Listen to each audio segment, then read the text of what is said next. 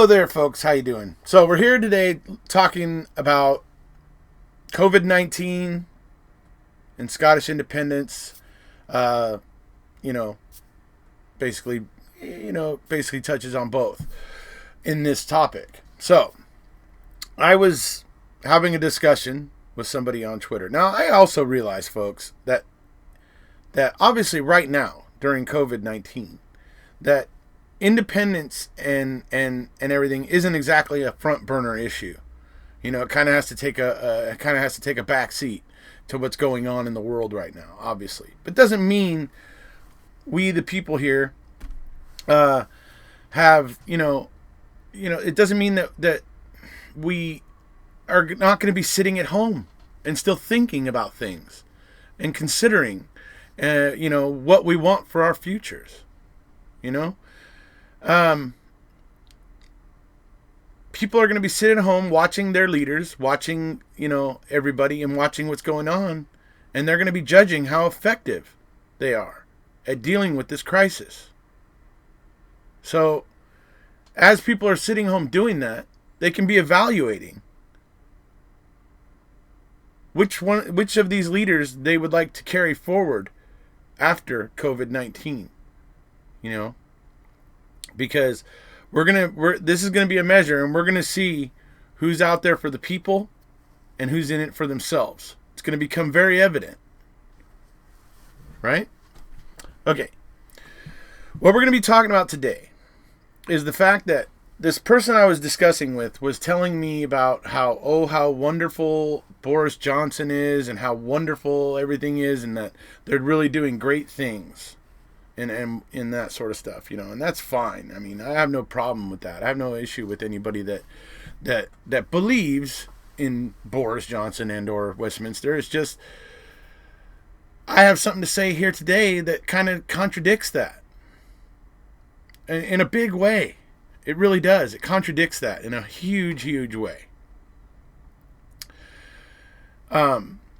Obviously, a lot of people are commenting on how reassuring Nicola Sturgeon is. There's a lot of commenting about that and how people are just find her kind of candid, upfront approach to publicly speaking about this that people are really, really responding to.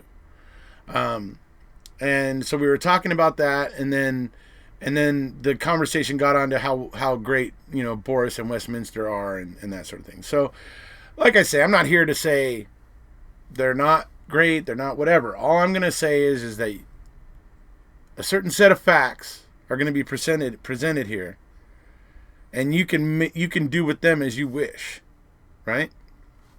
So this all hangs on the fact that the EU decided to give all the countries, its member states, and its European Union and everything, ability to bulk buy ventilators, which are going to be very much needed during this crisis, right? To help some of the worst cases of the COVID-19, right? Some of the worst cases of it, and it's going to help to, save some lives. It's very important, these ventilators, right? They're not just a frivolous, thing. They're just not, right? Well, the EU, in good, obviously because they obviously care about people's lives or whatever you want, but the EU decided to consider the UK as a member state. Even though Brexit happened on January 31st, they still are considering the UK as a member state, and we're willing to allow the UK to bulk buy these ventilators. What you're going to see here is what Westminster has said regarding it. And like I say, I just think everybody should see this and should take it for what it's worth. All right, here we go. Okay, so this is an article about the UK basically snubbing or turning their nose up at the EU's offer of ventilators. Precious life-saving ventilators, right? So here we go. Despite acknowledging Britain urgently needs thousands of life-saving ventilators, Downing Street said it had snubbed an EU offer to allow the UK to join a scheme to bulk buy ventilators.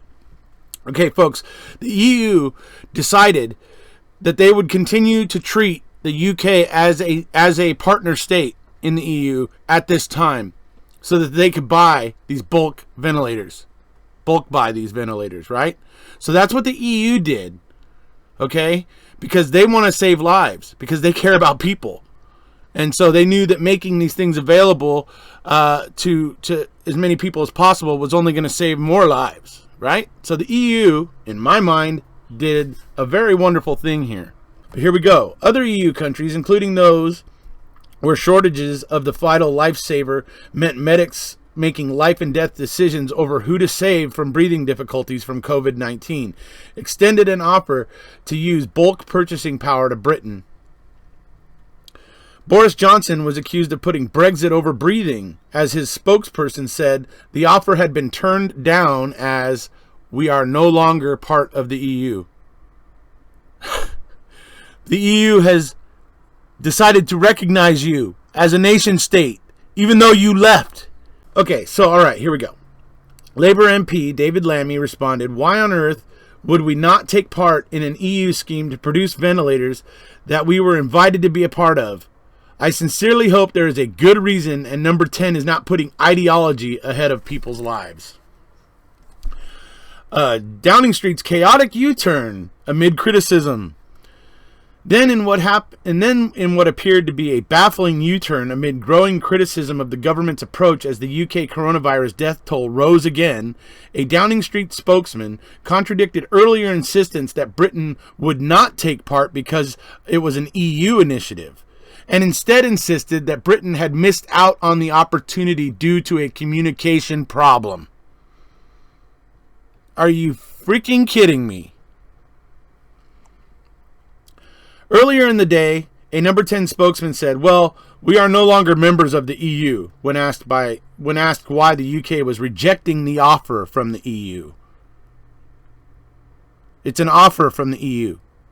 They're not asking you to rejoin the EU. It's an offer from the EU where they are choosing to recognize you as a nation state, even though they don't have to. And insisted there would be other efforts to secure vital life-saving ventilators. Oh, are they? Are they just growing on trees? Really? Wow. That's wow.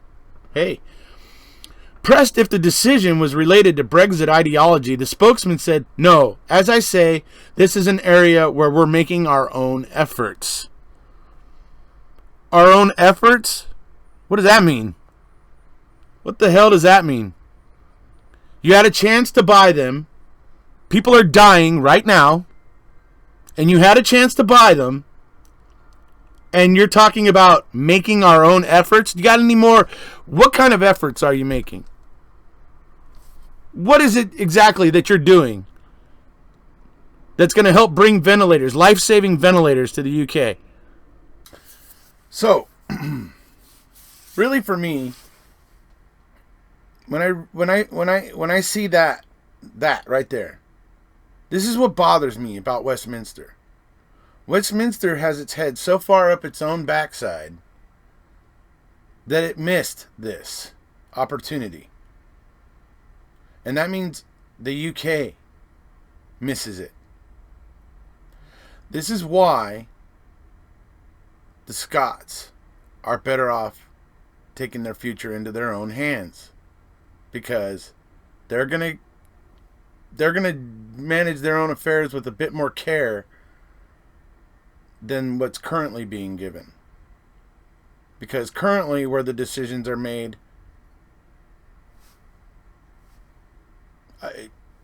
I don't know how this opportunity was missed. And the fact is that that the story changes. And that suddenly they start claiming it was a communication problem when they were all too happy to talk about they weren't going to take part because it was an EU initiative. Pride over people. That is why I believe the Scots are better off without Westminster. I believe possibly Wales and Ireland, Northern Ireland, may be better off without Westminster. It may be that Westminster is only really fit to service England, because as many years as England's been a world power, and as many territories and everything that they've lost, they don't seem to have learned very much from it. Yeah. Anyway, so I don't understand how I can't believe it was a communication error. You know, when I sit there and think about a communication error problem, right? Like, are you kidding me? Like, somehow Westminster is so isolated and you know, you just insulated from the world, that it somehow didn't hear about this this whole idea going on of bulk buying a bunch of ventilators for everybody's benefit. Obviously, the whole bulk buy thing is meaning the more people that get in on it, the cheaper the cost per unit is, right? That would obviously be the whole purpose in bulk buying. And so, am I supposed to believe that Westminster just never heard anything about this?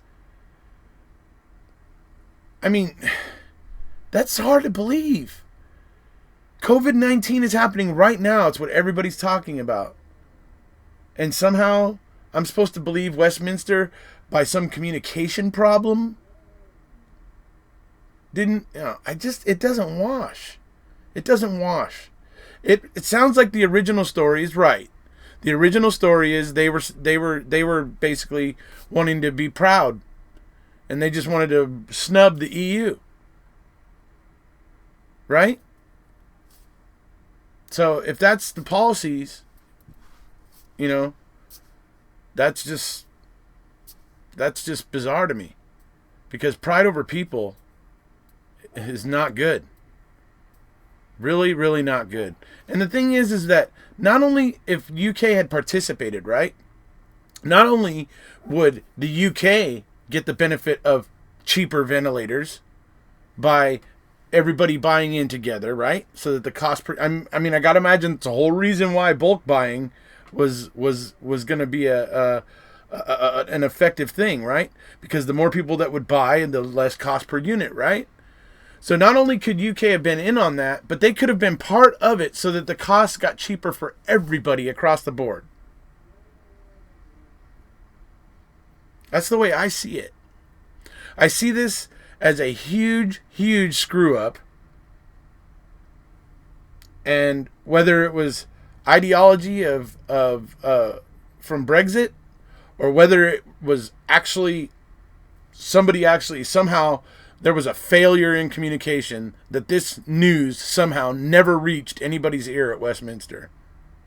So whichever one of those two, but no matter what, it's a failure, a huge failure. These are the things that people are going to look back on and remember when their loved ones are dying because there's not enough ventilators. And I hate to say that, because I'm really hoping that all of us across the world flatten the curve. I'm hoping that we all manage to do that. I'm hoping everybody takes social distancing seriously. I'm hoping that everybody who doesn't have, you know, urgent business or pressing business, stay home. And if you are out there, take precautions. You know, like me, when I go to work, you know, I obviously perform a pretty essential service by helping people get their internet and their, you know, TV and stuff working. So, I mean, which is a pretty important thing during this time. But I myself, when I go into a house, I put on a fresh set of gloves and a fresh fresh mask. Not only to protect myself, but to potentially protect them in case I have picked it up somewhere. And that's the kind of thing that people need to be doing, and that's the kind of thing that will slow the spread of this. So we need to slow the spread of it as much as possible. But certainly More ventilators at a cheaper price would not have been a bad thing. Certainly would not have been a bad thing. So, all right, that's about it for this one, folks. If you haven't already, please hit subscribe, and we'll see you.